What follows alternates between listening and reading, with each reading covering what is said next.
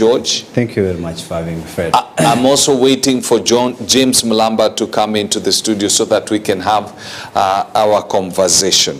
But maybe we can start off, George. I'm seeing here the President William Ruto is telling Kenyans to, trust him. He says the Adani deal is good for you. And he's basically talking about PPPs, saying that we cannot use our own money.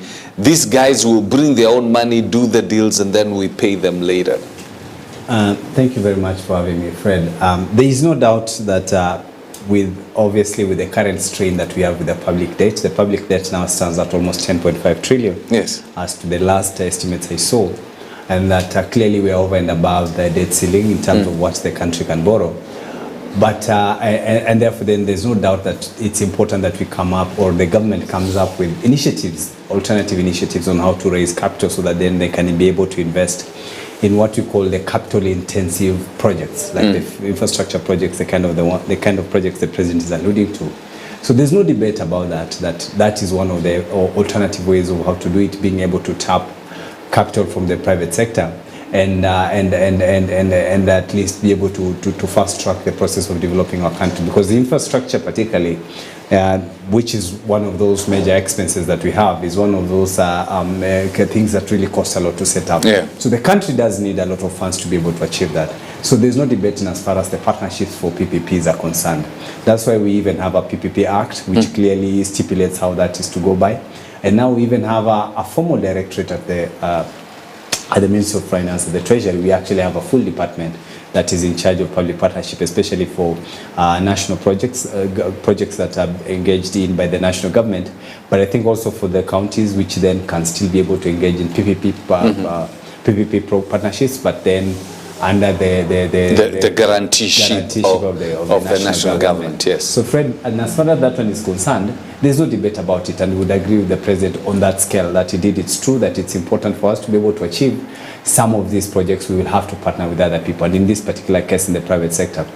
The debate specifically about the Adani deal is not that it is a bad thing to bring him on board as a private partner, but it's just how the government has once again not been able to communicate to Kenyans, to show them just how the process has gone by, how they went through the process to be able to arrive to such an agreement, and some of the terms that are being mentioned in these deals, and why one person can be so entrenched into these PPP partnership deals of the government across so many ministries. Yeah, as in you have him in health, in power. It shows that there's a peculiar interest in it, just like what you were alluding to the other day about the judiciary and why a judge would show up in the middle of the night to make a court decision. Yes. Somebody would want to worry. There's nothing wrong with being very motivated and loving your job. You can do it. Yes. But you would question as to how fast that process has been. And I think that's the same issue that we have with Adani deal, because it hasn't been very clear. Fred, this government has had serious challenges in as far as communication is concerned, either deliberately or by their sheer incompetence of those who are supposed to.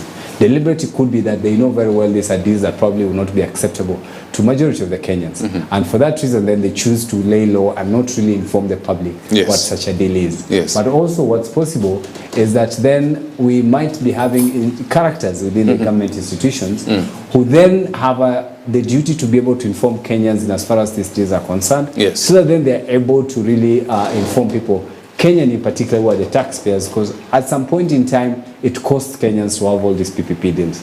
And mostly so with this particular deal, I remember Onyonka raising a lot of storm in the Senate and highlighting how dirty and how underhand the deals were entered into in this, including a fact that the government has not denied that Adani will have the right is going to use the title deed of the JKIA land to secure loans to execute what is being told to execute. It doesn't make sense. And we didn't even need Adani if they're using the title JKIA was supposed to generate as resources to build JKIA. Yes. We wouldn't even need them. And that is the unfortunate thing. That's why I'm saying maybe even the miscommunication or lack of communication by government is by choice. Because then when you look at the details and some of the terms of the terms of how those projects have been executed. They're likely to be executed because as far as we're concerned, including the JKI deal,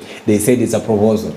Yes, it's not a contract yet. Yes. That's what the Cabinet Secretary from Churchill said in Parliament, on record, because you know Parliament is a house of record. Yes. His confirmation was that we do not have a specific deal with the Adani with the Adani Group. It's a proposal on how they would like to go about with the business, and therefore it's subject to further public participation. And Fred, I think here, this is where now this issue of public participation comes in. Yes. I really, really want Kenyans to pay attention to it, because that is one of those ways then we're able to hold some of these crazy deals that we're having into account. Because mortgaging a state institution like the JKIA, and not just the JKIA, it's actually a deal between the Kenya Airports Authority and the Adani deal, which then, as part of the deal, one of the things that was being mentioned was that if then they're to invest in JKIA, there should be no further investment in the other areas so that they can be able to recoup their money. So meaning the other airports are not developed. And somebody tries to... In Kakamega, there's an airport we've been waiting for a long time. So you don't develop Kakamega, you don't improve the services at the Mombasa because what airport? They're saying is, because you know the idea is that the PPP, that they put your money and then you try to recoup. Yes. So the argument has been that then if then you create alternative or airport solutions, then it means then we're not going to maximize our returns within time. And somebody signed that, or is actually planning to sign such a deal on behalf of Kenyans.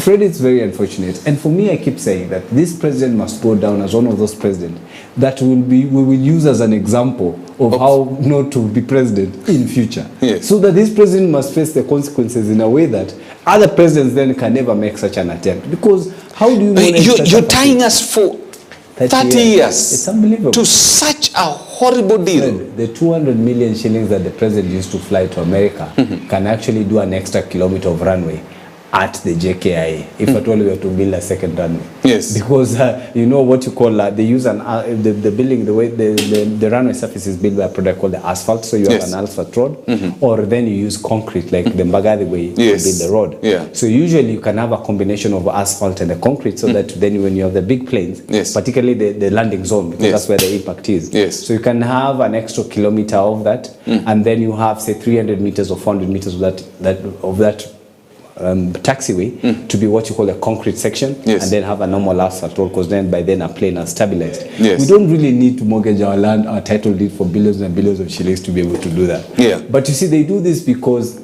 it seems this president believes that there are no consequences for his actions. And that is the tragedy of how he has behaved all through his presidency in the last 2 years. He seems not to listen to other people.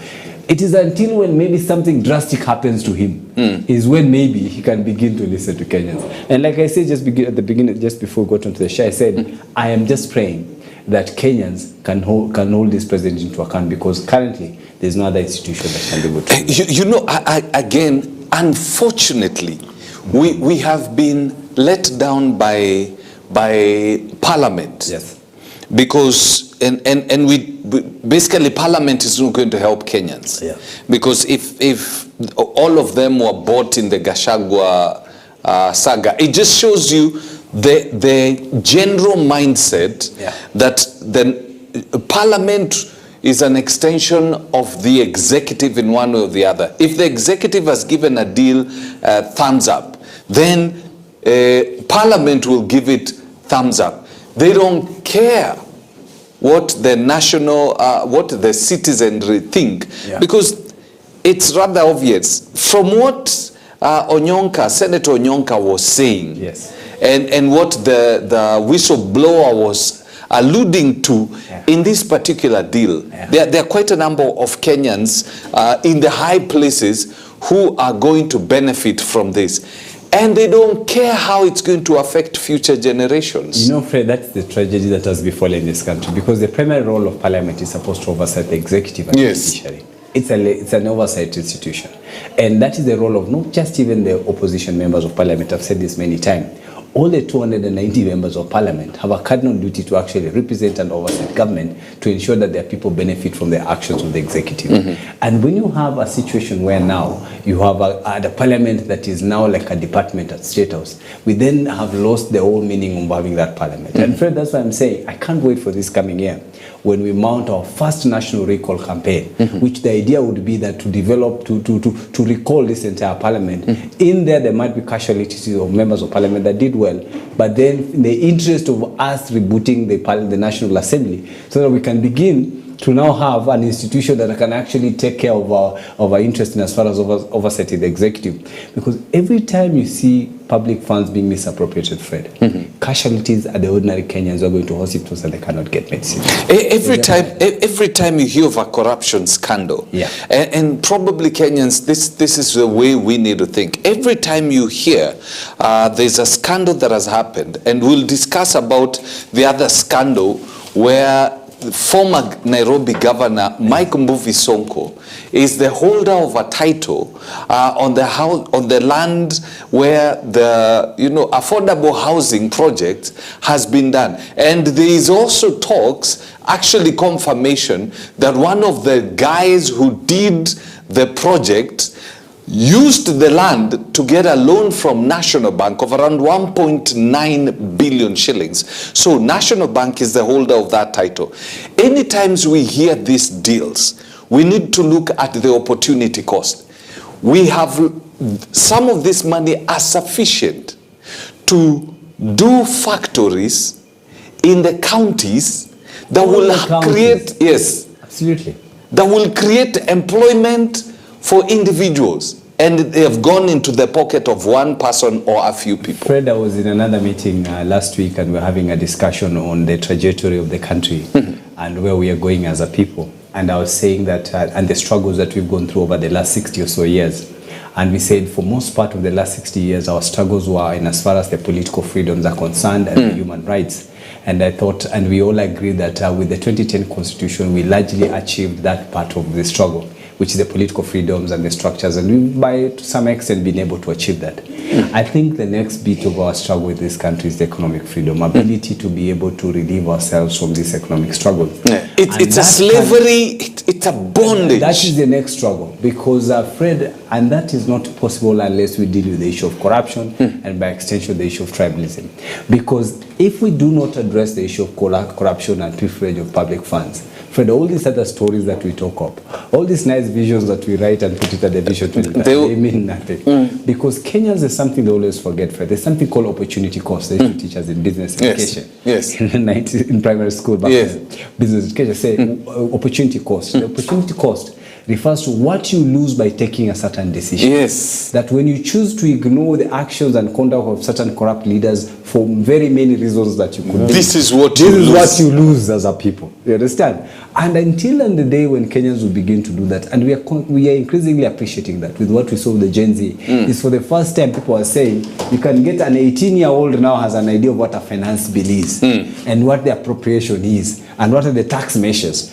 If we can get as many Kenyans as possible to be able to appreciate that, then they can begin to know what the opportunity cost of losing such funds means.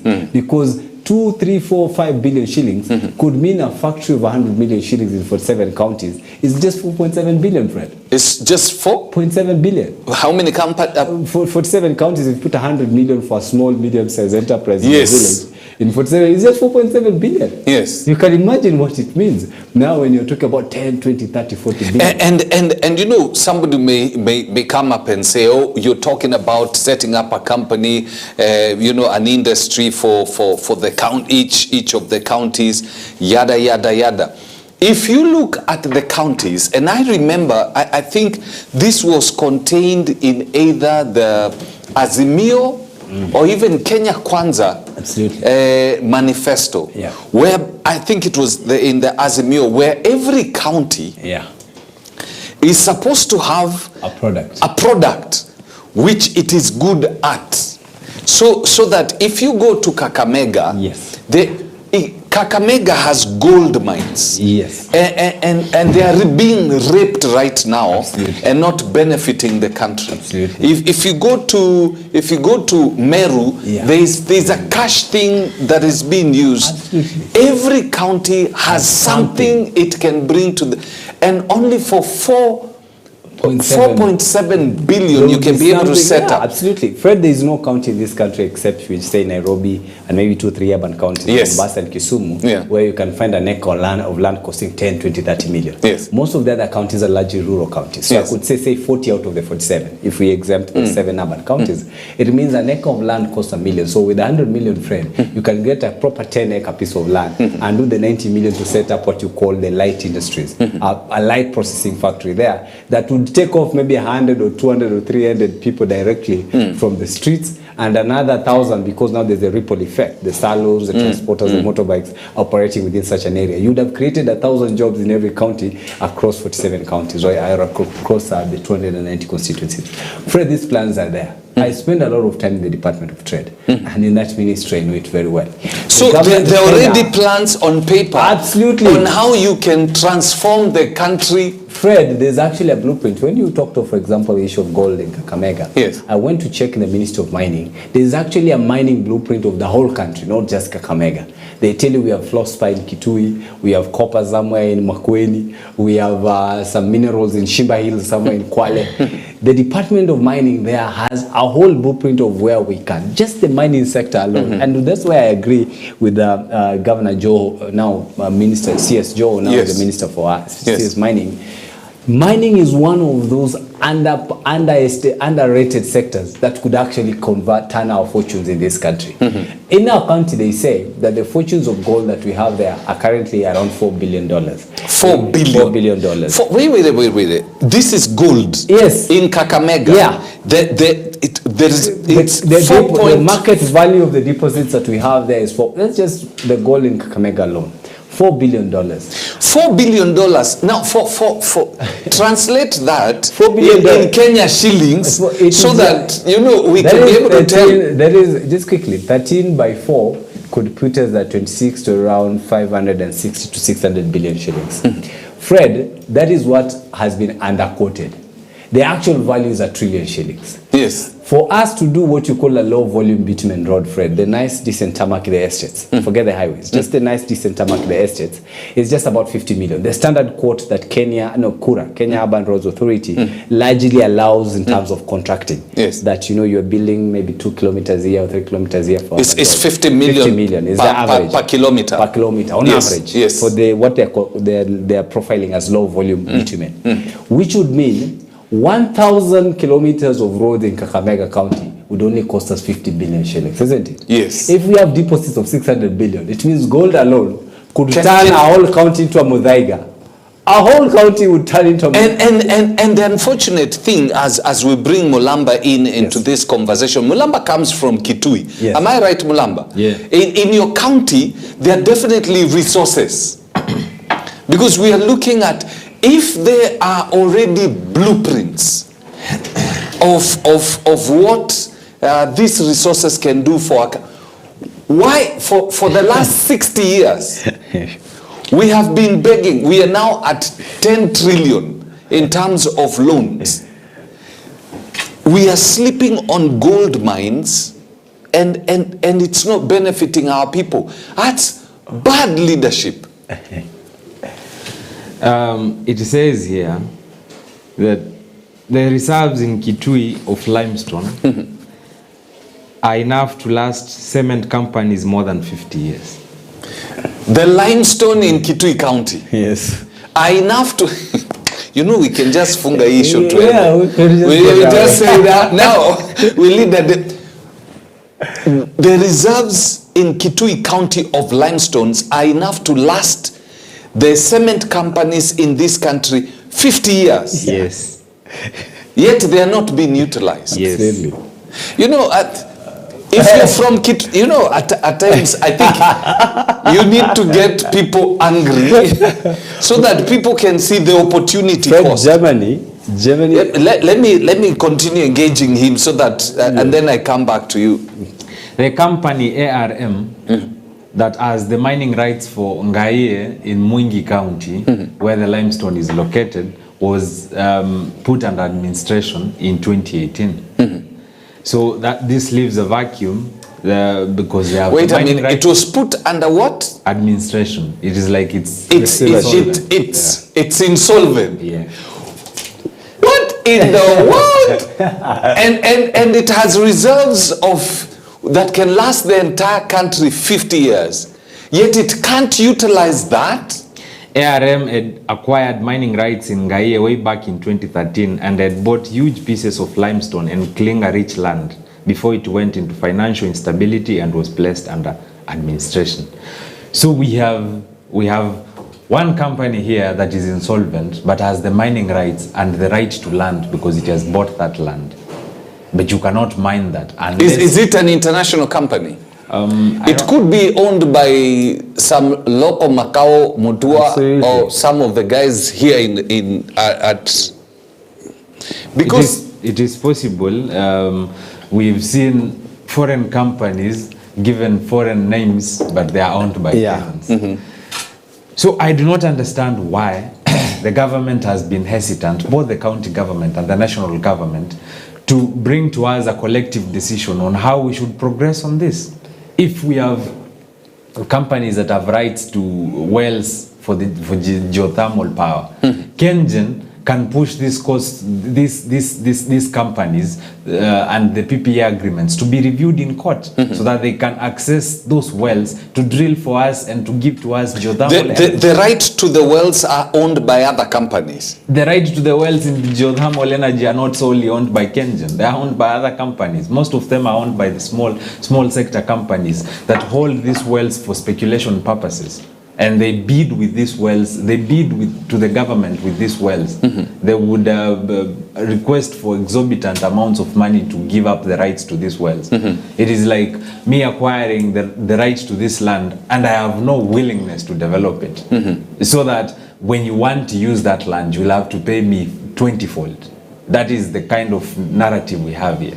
It is the same narrative of companies and individuals buying prime land near cities and major towns for speculation purposes with no intention to develop that land whatsoever. But the law was clear on this, that if you own land in a prime area and you've not developed it for a period of time, the government is in right to repossess that. So we should have a law for some of these mining rights because it is happening almost everywhere, even in the coastal region where they have coal and other minerals. There are guys who have mining rights and they are not willing to use that land, either because they are insolvent or they are holding that land for speculation purposes. So we have limestone in Kitui that can transform that county into an haven.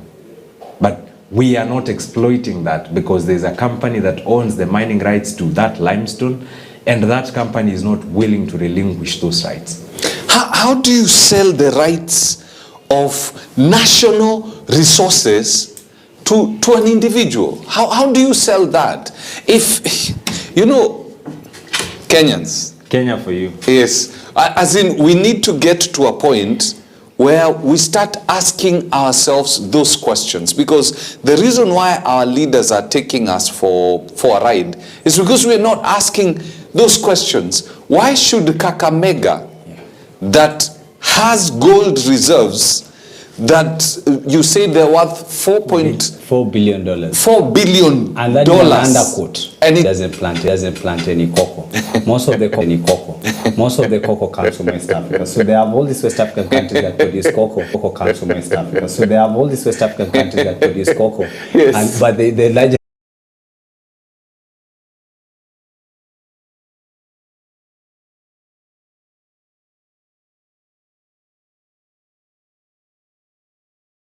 of the health facilities and the human infrastructure of the health facilities are functions which are being handled in the counties. So we do not need a 200-300 billion health function budget at the national level, yet we need hospitals in the sub-counties. You understand? It's a very simple decision because Kenyans already made it in the 2010 constitution that we want this function fully devolved. Yes. It's not a Ngaira decision or a Fred's decision. You understand? Yes. And you know, the president just needed to come and release those functions.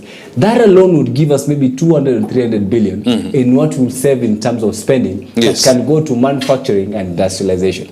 Because that is the single most important Kenya. Yes. And out of the 55 million. 30 million of us are Kenyans are people that you can consider 18 and above and can work and earn a living. Yes. And out of those 30 million, only 10% of them have formal, permanent, pensionable jobs. It's about 3 Only 3 million people that have what you call it for many years and be able to take care of yourself and your family. Any president, not just this one. Any president, this one and any president in future, if he doesn't do that. And Mlamba, because you are part of that generation that was going to the streets. We as young people of this country are not interested in jobs. We are interested in a country that works for everyone. We are interested to be the employers of tomorrow. We are interested in being the innovators and the change makers. And that is why we want a working country that will deliver to us industries, factories, a flourishing economy, and a stable country where other foreigners can come to invest. From which youths here will get more opportunities to benchmark, to learn, and to innovate.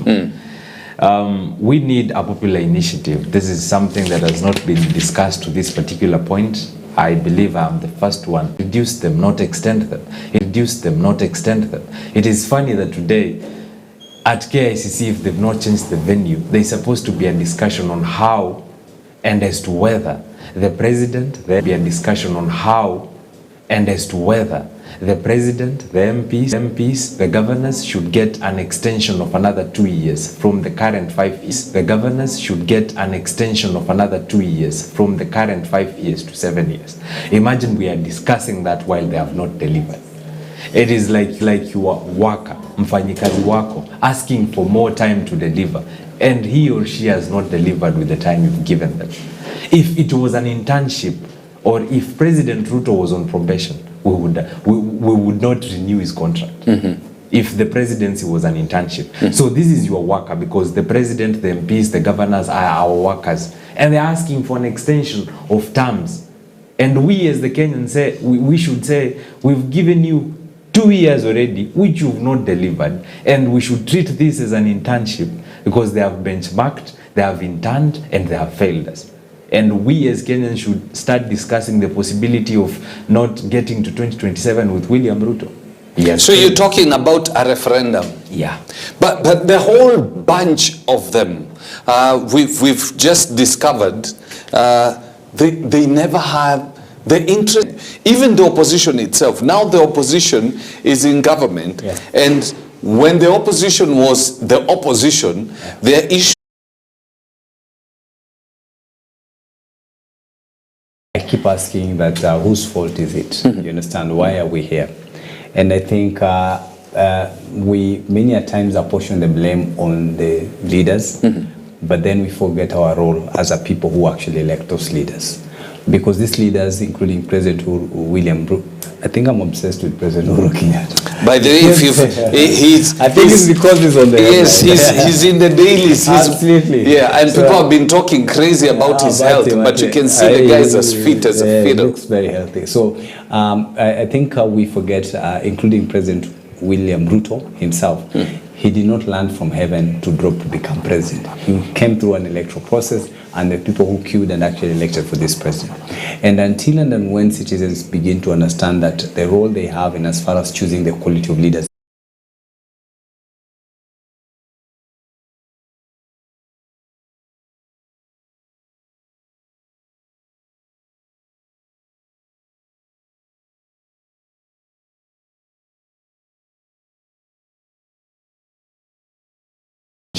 so we cannot wish to be able to achieve that within the next 2 or 3 years. Yes. But we can begin to create a chunk of Kenyans who then mean well and want to see this country do well.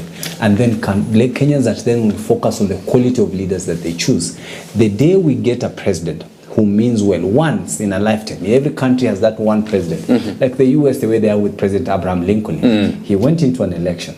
The election became the election, there was a fallout in that election. His competitor, because largely Abraham Lincoln was elected by voters from the northern states, New England, but then the competitor was coming from South America, and those the southern states where largely was cheap to borrow loans to revamp that airport, to revitalize it, and to upgrade it the way the government is proposing. Because if the Adani Group is going to use our title deed to borrow loans to upgrade that airport, how about we use that title deed to borrow the loans ourselves and to upgrade that airport? Reading this newspaper, before I come to your question, there's a little snippet of President Ruto defending the Adani's power deal. This is the Standard. Actually, if it is the main headline in the Nation. Did not involve the president faster. Now they can see his invisible hand playing on the sidelines. He now says that we should embrace private partners to alleviate the tax burden on Kenyans. From this government says it has to be somebody probably with a from this government says it has to be somebody probably with a track record. You know, Fred. Yes. Just quickly. Track record. You know, Fred. Yes. Just quickly. Something happened at independence that people didn't take. Sometimes people tend to forget independence that people didn't take. Sometimes people tend to forget. You know, we had the Mau. You know, we had the Mau Mau who were the genuine agitators whose land had been stolen, and the Mau who were the genuine agitators whose land had been stolen, and they were in the bush. But then there were a few privileged Kenyans who were also around and shared the same sentiments, but were in privilege. And so the timing of who can privilege. And so the timing of who comes first, who shows up at the table was the challenge. So the Mau Maus stayed in the bush. The table was the challenge. So the Mau Maus stayed in the bush for long. But then these young Kenyans that had an opportunity to go to the UK in the 30s and in the 40s are rare. Up until today is a big deal going overseas. Yes. You can imagine rare. Up until today is a big deal going overseas. Yes. You can imagine going to Europe in 1940s. Yes. It must have been something. Wow. 40s. Yes. It must have been something. Wow. It must have been something. It must have been something else. Yes. These are the characters who had gone overseas in the UK and in other developed nations and the system, which then you are still able to achieve what the others on the streets are looking forward to. And that is when we had the Gen Z demos. There was a debate about structure. And Freda kept saying that if Al-Shabaab, a terrorist organization, can have structures, surely even ordinary people here deserve to have structures. Yes. You know, and this is a criminal entity that should not exist. But they have leaders and mobilizers, funders and implementers, and they're able to walk into a country like ours and gun down people as broadly as they did at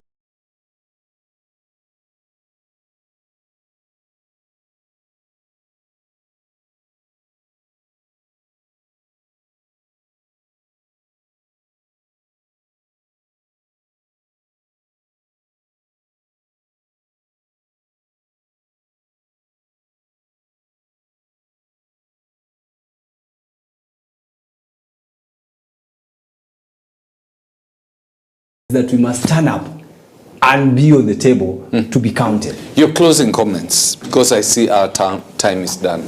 I have not had the entire time to go through the Public Participation Act of 2018 and the public participation that is enshrined in the Constitution, but I think it leaves out one fundamental issue on how government can collect viewpoints and standpoints and perspectives of citizens across the country digitally. The whole world has moved digital. Why can't we have public participation digitalized?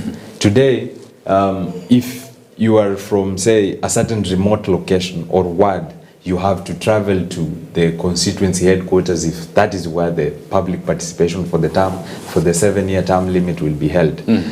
If you are in Nairobi, you have to travel to KICC if your constituency is not holding that. How about we start thinking of the possibility of digitizing public participation and to the possibility of using blockchain technology? How many social halls that would have been done using that money that he has denied you, and you will start seeing them for what they are, and then we make the right choice in 2027. With that, we bring down the curtains on this show. Thank you very much for participating.